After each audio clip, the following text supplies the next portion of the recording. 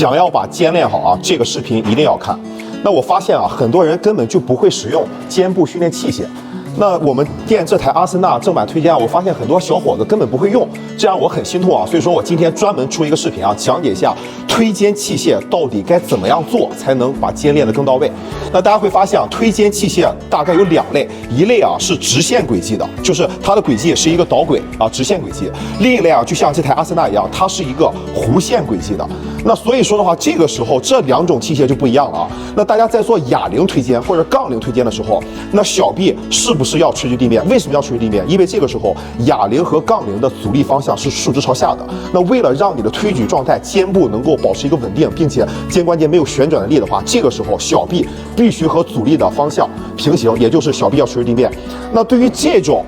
轨迹是弧线的这种推肩器械来说的话，那你的小臂的方向一定要掌握好，你才能真正发挥这台推肩器械的一个最大的一个作用。大多人做是什么问题呢？在推肩过程中下放的时候，他的小臂过早的进行一个向后的一个移动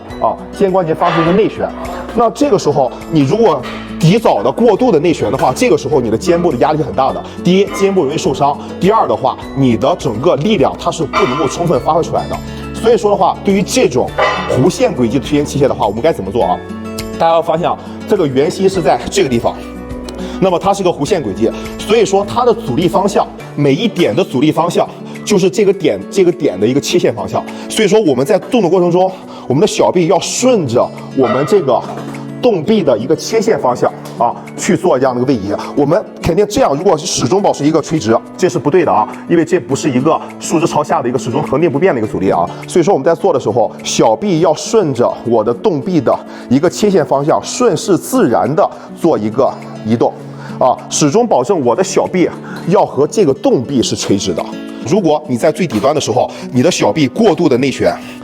你的整个小臂和动臂不垂直的话，那么你的肩关节的压力会很大，包括你在启动的时候，其实你根本不发挥不出来你肩部的一个最大力量。所以说，对于像阿森纳推肩这种轨迹是弧线的推肩来说的话，记住最重要一点就是保证小臂和我们的动臂是垂直的，而不是始终垂直于地面的，也不是过度的去做内旋。因为我发现很多小伙子根本就没有把这台阿森纳推肩的一个正确的使用方法给掌握，好吧？那对于你们健身房这种相同类似的推肩器械的话，也是这么使用的。